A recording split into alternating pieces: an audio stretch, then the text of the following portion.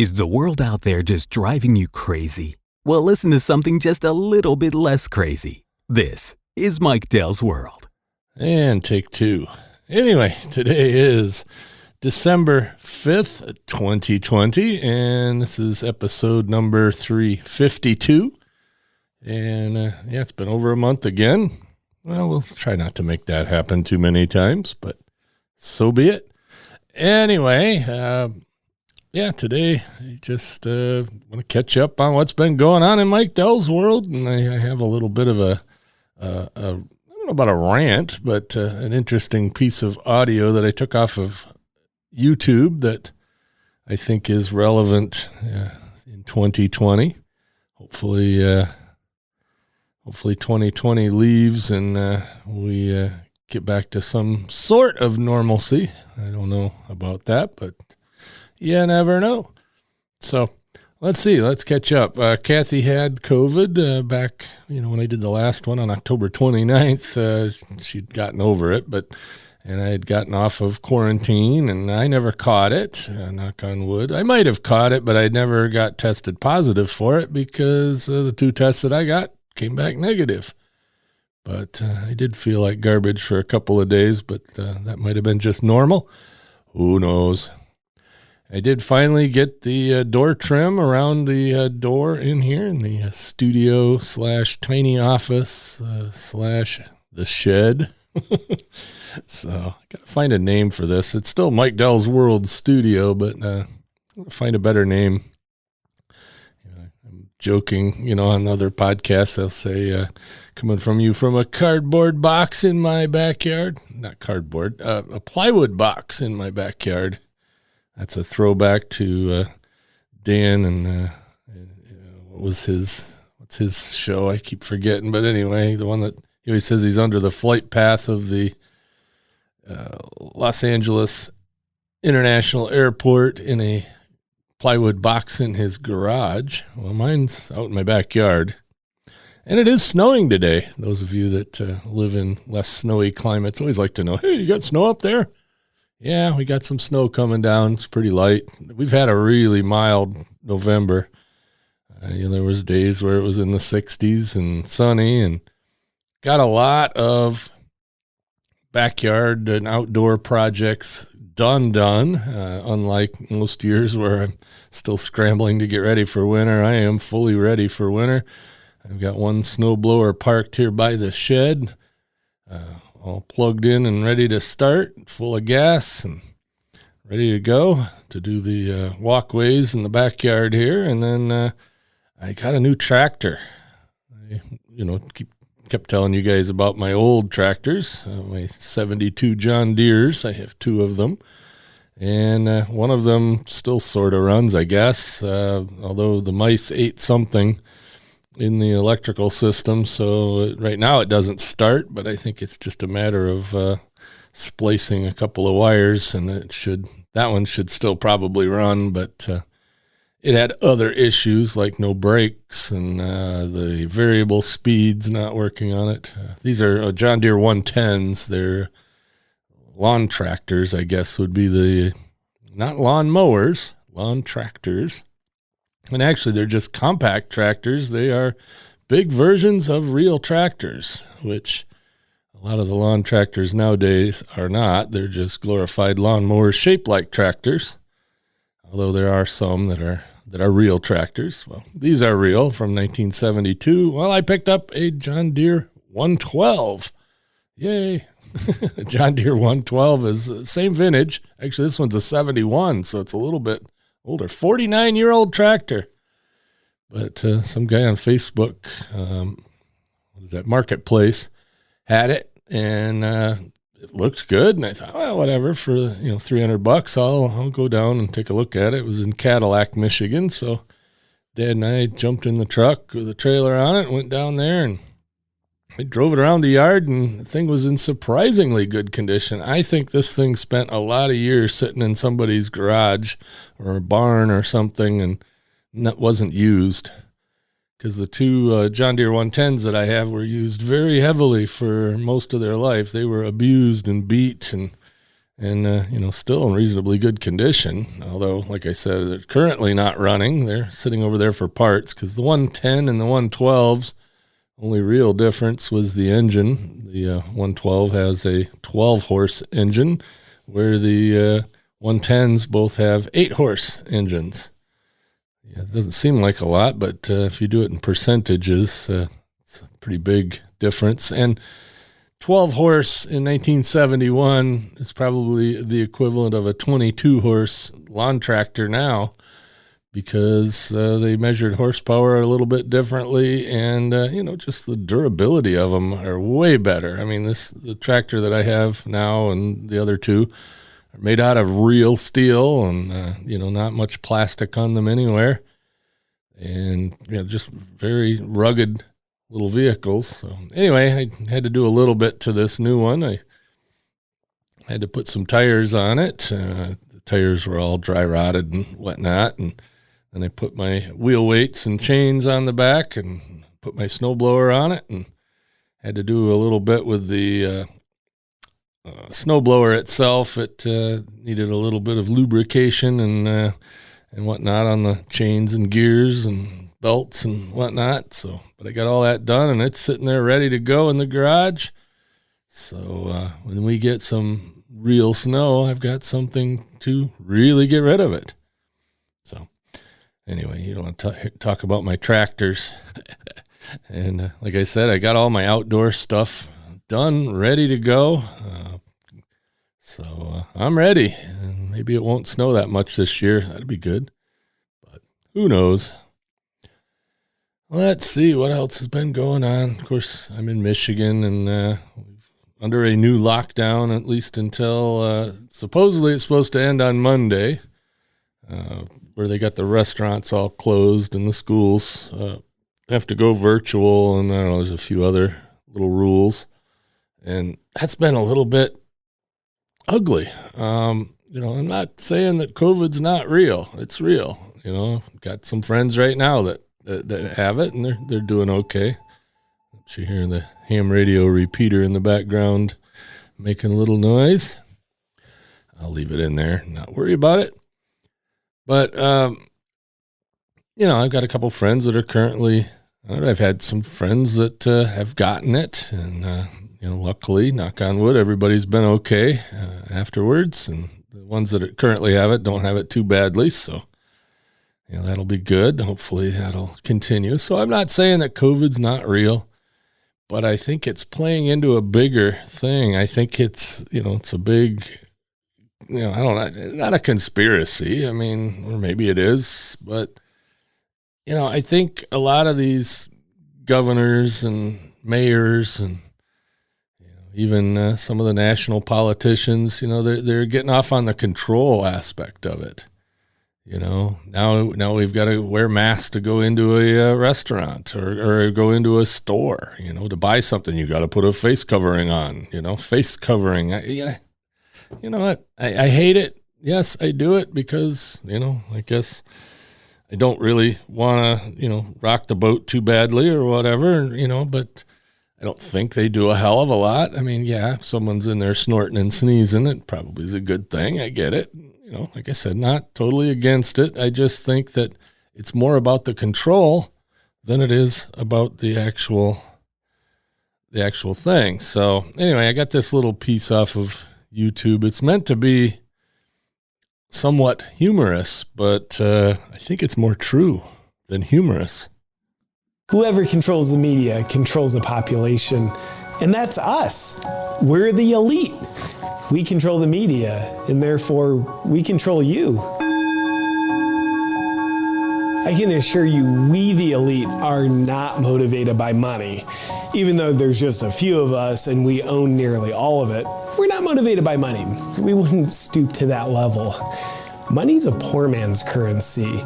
We're motivated by control, specifically by controlling people. If you thought it was a thrill to make a bunch of money, just wait until you have control over a bunch of actual people. It's way more thrilling. You know how you love your family and how you do anything for them? Yeah, well, that's how we feel about control. We love it. and we just want control over everyone and everything. Think about it this way. Have you ever been in a relationship with a really controlling person? You know how awful that can feel? So you can imagine how much better it feels to be the person who's doing the controlling in the relationship. So that's what we're trying to do in our relationship with everybody. We love being in control. It feels so good to us. That's why we make up rules to protect people. They clearly don't, because they're not designed to protect people. They're engineered to give us control over people. Like a 10 p.m. curfew, think about that. I can assure you that one's not because COVID's nocturnal. Do you know what the feeling's like knowing everyone's putting on a mask to cover their identity just to go into a store? And we're not even there, but they're doing it anyway? That's how much control we have over them. It's intoxicating. Some say it's kind of like playing God, but not true.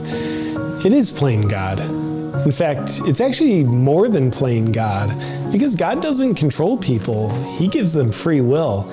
We do control people, so I wonder if we could control God. Jerry, see if we can get God to go into quarantine. How do we control you? With fear. It's actually the only way we can control you. Are the masses of people scared of the virus or what the virus has done? No, even though they think they are. They're scared of what we've told them the virus is, what it has done, and what it will do. Essentially, we want to keep you scared 24/7, even while you sleep. So again, why do we want you scared? So we can control you, because we love control, not you. Getting people to willingly do things is controlling. It's great. But getting people to do things that are against their will is the G spot of control. It's exponentially more controlling. Then you're at a level of control where people are like, I want to have friends over, but I won't because I'm not supposed to. They're going against their own will. Or they're like, I don't want to wear a mask. They don't do anything. But I'll put one on to go into the store so no one gets angry at me. They're doing what they themselves don't want to do, and we're doing it to them. You know, getting people to get injected with something is controlling. It's good. I'm not saying it's not. It's controlling. But getting people to get injected with something that they don't want to get injected with is so much more controlling. And that's what we're kind of doing here. Is this making sense to you? You picking up what I'm putting down? We also strengthen the venom of control circulating in people by getting them to do what they know is harmful to them. Like we tell people, sunlight kills the virus, so stay inside. And when they submit to that, even though they know what they're submitting to doesn't make any sense and is harmful to them, they're betraying themselves and becoming more loyal to us, which means we have more control over them than they do. And that's a win. And in the same vein, we also like to tell people, if you're overweight, you're at high risk. So we're gonna close down all the gyms for your protection. And then they don't exercise. And the ace up our sleeve that people fall for all the time is we actually tell them human connection is bad for them. It's like telling a fish that water's bad for them. But the difference between fish and people is people will fall for it. So it's good. Another strategy that helps volumize the amount of control we have over people is we prey on the most scared people to get them to police the unscared people. Like, have you ever seen someone yelling at someone else for not wearing a mask? Or someone calling the authorities on a business that didn't shut down? Or someone reporting their neighbors because they had friends over? We're controlling them to control you.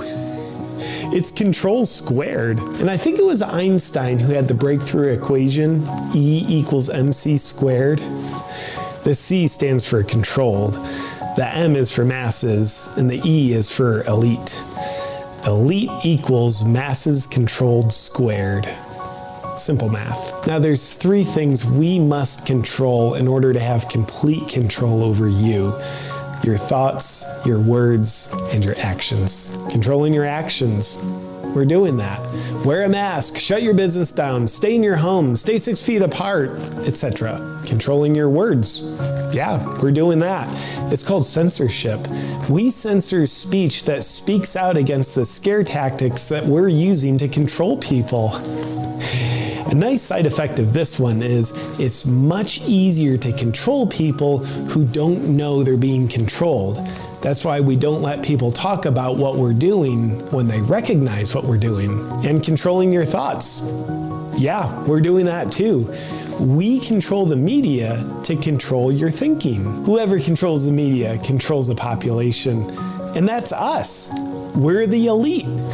We control the media, and therefore we control you. Controlling the media is how we censor your thinking, and therefore it's how we control your thinking. Because controlling your thinking shouldn't be left up to you. It should be left up to us, as we need to control your thoughts, words, and actions in order to have complete control over you. Because we love control. Will a heroin addict ever feel like they have enough heroin? Probably not. Will we ever feel like we have enough control over you? Probably not. So we'll gladly continue taking more control if you keep letting us. Yeah, and that's, it's meant to be funny, I guess, but he's cracking but facking, as my wife would say. I don't know. I just find it, kind of weird. And you look at out in California, I think it was the governor or was it the mayor of LA or something, where they have every restaurant even locked down for outside, you can't even get food outside, and the weather there is great. So, I don't know. And then you look at Florida, and Florida, everything's open. And the outbreak in Florida is no worse than the outbreak in California or Michigan. So, I don't know. I don't know if they know. I don't know if they're attempting to do this or if they're just stupid or what. I just don't know. I have no facts other than just what I see and what it looks like.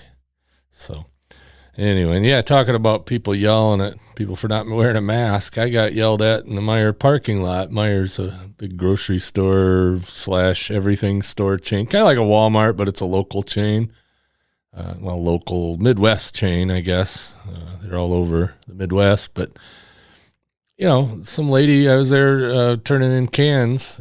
We here have a bottle and can law, so there's big rooms full of machines that eat the cans and give us little receipts so we can get our money back on the 10 cents per can. And I was there just unloading my van into a cart in the parking lot, and some lady come running up to me, got right in my face, I might add, not 6 feet apart. So, you should be wearing a mask, blah, blah, blah, blah, blah, blah, blah, blah, and I wrote about it. If you go to MikeDell.com, there's a write-up about that. And then in that same trip, I got, the whole, we can't give you cash thing, and like, really? I'm supposed to be able to turn this in for cash. And no, we can't do that. You got to buy something. No, I don't have to buy anything. I'm turning in cans. And finally she relented and went and got me some cash. About $20. It was worth the argument, I guess. But yeah, just some of that silliness. Like I said, my life hasn't changed appreciably here. I work from home, so I don't have to go anywhere. My wife not working currently, so that's fine. And, so she didn't have to really go anywhere other than we go get groceries and whatnot. And, we socialize a little bit with friends and that kind of thing. And, so be it. But hasn't really changed a whole lot other than have to wear a mask to go into a thing. And I can't currently go out to a restaurant. But according to our governor, 3 weeks pause, and we're almost there. I believe Monday or Tuesday it runs out. Now I'm sure it'll get extended because that's just what they want to do to control us. So anyway, my wife's just about home with groceries, actually, so I better go help her carry those in. I'm going to have another episode probably fairly soon because I've got some new stuff coming. So stay tuned for that. Thanks for listening, and you can catch me next time.